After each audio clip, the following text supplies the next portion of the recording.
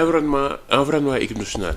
parce que ñooy doon tudd ay problème de restauration ba joueurs yi di commander ay malbouffe à travers Uber ñoo ngi wax ni cuisinier bi ñëwoon na mais dafa am problème foofu noonu problème foofu noonu ba ñu rapatrier ko. problème de mœurs quoi. waaw ba ñu rapatrier ko mu ñibbisi.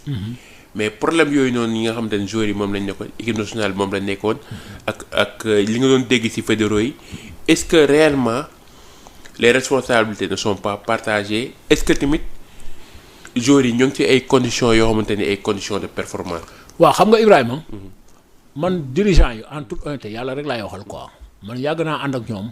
mais musuma ci gis ku ci doyadi wala ku ci manqué honnêtement gis nga nit aussi des fois il faut nga wax dëgg. ànd naa ak ñoom ba tey gis naa seen engagement yàlla rek laay waxal. gis naa seen engagement gis naa seen détermination moo tax bu ma déggee yenn yi damay wax xanaa kon boog ñi leen wàll si ñoo ko fi indi en toute honnêteté maintenant je peux pas me prononcer sur cette affaire là. parce que pourquoi je ne peux pas me prononcer sur cette affaire là bind nañ ko mais aussi dama am fu ma ci yem. parce que fu ma ci yem mooy comprendre nga aussi il faut voir que dirigeants yi ay kilifa lañu. au-delà de ça am nañu njaboot mais tu ne peux pas tirer sur des choses yoo xam ne wóoru la man lépp lu may bind wala lépp lu may wax dafay fekk ma am ci une affirmation péremptoire recouper ko à plusieurs reprises mais loo xam ne aw ma recoupement bi du ma ci mën a sori parce que man bugguma teg ci deru nit ñi loo xam ne du dëgg wala teg ci deru nit ñi loo xam ne sax c'est pas vrai wala loo xam ne wóoruma donc ba tax na man souvent je relativise sur certaines déclarations sur certains propos sur certaines relations écrites donc man dama ciy kii parce que xam naa dirigeants yi en toute honnêteté yàlla rek laay xoolaa je le jure c'est des gens yoo xam ànd naa ak ñoom xam naa seen engagement xam naa seen détermination et puis xam naa aussi que parce que quand on me dit oui des soirées arrosées avec de l'alcool foofu man gisuma fa ku fay naan alcool yàlla rek laay xool gisuma ko en toute honnêteté ci dirigeants yi ça moom parce que ànd naa ak ñoom presque pendant plus de 15 ans 20 ans yàlla rek laay waxal comprendre nga les soirées arrosées parce que ñi ma mës a àndal dirigeant yëpp doos duñu sax génn comprendre nga moo tax quand j'entends ça je dis attention donc cela veut dire que léegi équipe nationale am na ñu leen rax wala bokk am na ñoo xam ne bokkuñ ci woon. ñu leen rax moom bëri na. waaw kon donc loolu parce que beaucoup d'invités parce que man bon depuis pratiquement maintenant presque 1 an je ne suis plus dans l'environnement je suis à la périphérie moo tax quand tu es à la périphérie doo mën a yenn kàddu yi doo ko mën a tenir parce que wóoru la. et j'ai beaucoup de respect pour ces gens-là parce que nit da ngay wax rek te yàlla tax ànd nga ak ay nit ànd nga ak ñoom ba tàyyi gis nga seen comportement ils ont eu des comportements exemplaires tey nag bu fekkee ni dañuy wax ay problèmes extra ak ay cuisiniers yooyu parce que le cuisinier dont on parle Diallo je le connais très bien yàgg naa ko xam depuis mais en tout cas bon c'est des choses yoo xam ni qu'il faudra vérifier. waaw lan mooy avenir Pape Thiaw si bopp équipe nationale du Sénégal. non Pape Thiaw il peut plus rester il peut plus rester ça il faut le dire. Parce que actuellement l'environnement est vicié. Oui, parce que déjà vous avez entendu la déclaration de comment il s'appelle de Pape Gueye et d'autres déclarations vont kii gis nga aussi bu Mbaye Diagne démb même s'il n'est pas dans la tanière. mais cela veut dire que quelque part aussi il y a eu des moments il faut savoir. déclaration Pape Gueye def est-ce que mooy woon ci timing bi. mais attends vous savez xam nga nit rek la. gis ngeen Pape Gueye il a même refusé de saluer. comprendre à la fin du match cela veut dire qu'il y a eu des problèmes internes yoo xam ne waxuñu ko gis nga Iliman Ndiaye a fait une déclaration aussi Iliman Ndiaye a fait une déclaration il y a des choses à revoir dans le staff donc cela veut dire que quelque part il y a eu même Gana a fait une déclaration pour dire qu'on a stigmatisé de façon injuste comprendre les cadres alors que cadres yi quoi qu'on puisse dire xaw ma les soi-disant cadres quoi ñiy wax cadre mais ils ont apporté une valeur ajoutée à cette équipe nationale là dañuy waxante dëgg ku mel ni Gana c'est un exemple comprendre de longévité de régularité mais de comportement Sadio ainsi de suite Kalidou Edouard mosoo leen dégg ci yenn affaire ay Ismaïla Sarr mosoo leen dégg ci yenn affaire moi je pense que il faudrait que ñu respecter leen jox leen cër pourquoi parce que ils nous ont donné autant de satisfaction autant de plaisir tey nag c'est pas parce que ils n'ont pas été performants wala ils ont eu une performance mitigée que ñu war leen xarab et puis moi je ne suis même pas d'accord que ñu évoquer la question des cadres de leur départ c'est un faux débat parce que ils peuvent accompagner les gosses ils jouent au plus haut niveau donc ils peuvent accompagner les gosses à un certain moment avant de se retirer il faut pas qu'ils se retirent brusquement bu ñu dégg aussi la clameur publique xam nga sénégalais c'est que le supporter il est comme ça le supporter il a des réactions épidermiques. Le supporter est différent de l'observateur, il est différent aussi en tout cas de celui qu'on appelle le dirigeant.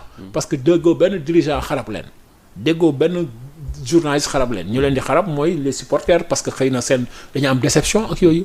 Mais je pense que la question des cadres là, il faut toujours ñu accompagner les gosses parce que les gosses en ont besoin parce qu'on a une bonne relève. Maintenant, il va falloir qu'on aille chercher un entraîneur et qu'on aille chercher un staff. Il faut changer tout le staff technique. Oui, parce que pourquoi changer tout le staff technique? Mais il ne faudrait pas aussi qu'on nous parle de l'expertise locale et qu'on nous amène des blancs. Oui, des soi-disant tubaab. Il y a l'expertise ici, il y a des ostéopathes ici, il y a des médecins, il y a des préparateurs physiques ici, au Sénégal. Il faudrait qu'on ait une équipe nationale, comprendre, qui représente réellement au moins les couleurs du Sénégal. Mais quand vous allez en équipe nationale, vous avez l'impression que vous êtes en équipe de France. Vous êtes en équipe de France. Ça, c'est vrai. Oui, vous avez l'impression que da ngay ñëw da ngay gis mais quand même sur les 10 médicaux yooyu ay wala 12 médicaux 2 yi ñooy ay nit ku ñuul. Comment il s'appelle encore Fedior ak. Docteur Fedior. Fedior ak Sagna ak kii 3 ak Gumbala. Mais ñeneen ñëpp ay tubaab la ñu. Préparateur football analyse vidéo tubaab mais non mais attends entraîneur adjoint tubaab mais attends pourquoi c'est comme si on n'a pas l'expertise. Pape Thiaw est-ce qu'il est plus outillé que Malick Daf? Est-ce qu'il est plus outillé que Serigne Saliou Dia? Est-ce qu'il est plus outillé que Ali Mal? Non, je dis non.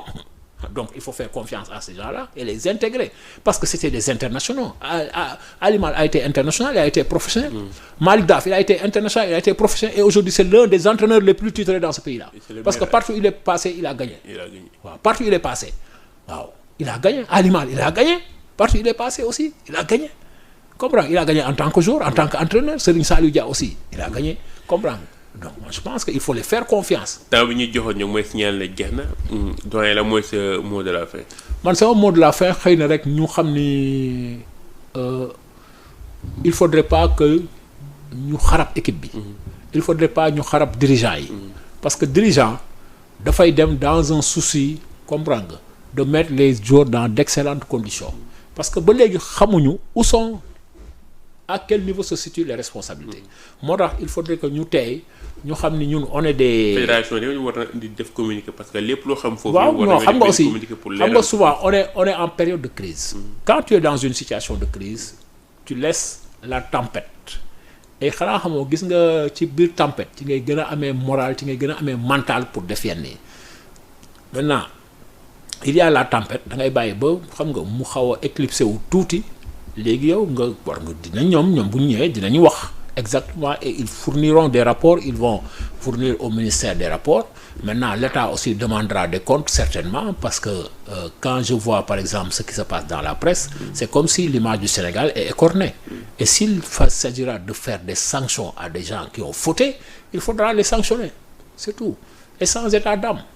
Oui, parce qu'on a appelé l'ère du jubal jubanti bi du question rek une question financière, c'est une question de comportement, c'est une question aussi de comportement, au-delà du comportement, c'est une question aussi de l'image et tout ça yooyu yëpp daf ci ànd. Xam nga souvent gars yi dañuy wax jubal dañuy yaakaar ni c'est de la transparence financière. Non, dafa am lu bari lu mu ngëm. Donc tout ce qui a trait la question de la revente des billets là, il faut faire une enquête. Et déposer ça au niveau de la brigade des affaires générales de la DIC pour voir exactement ce qu'il en est yooyu yëpp moi je pense que mais quoi qu'on puisse dire mais ñu def ko aussi pas mu nekk une chasse aux sorcières wala ñu ba ñii dañ fi war a jógee ñu def ko de façon très lucide de façon vraiment à tête reposée ñu xam les responsabilités elles sont situées ñu sanctionner wala ñu xool la conduite à tenir parce que l'État moom sport am moo ko délégué ay pouvoir am donc l'État am na droit aussi aujourd'hui elle attend ses rapports elle attend les comptes rendus yooyu yëpp. merci beaucoup doyen Mbaye Jacques Diop pour votre disponibilité mu nekkoon seen entretien spécial ñu doon def diagnostic de la défaite et de l'élimination des Lions ci côté sportif ci côté environnement ou fédération bi mais aussi ci conditions joueurs yi ñi leen yi dox dig daje ba ëllëg di nuyu bu baax a baax ñi nga xamante ni ñoo nekkoon ci xarala bi di nuyu les amis internautes de Sénégal 7 di nuyu tuuti bi nga xamante ni moo nekkoon ci régie. Merci.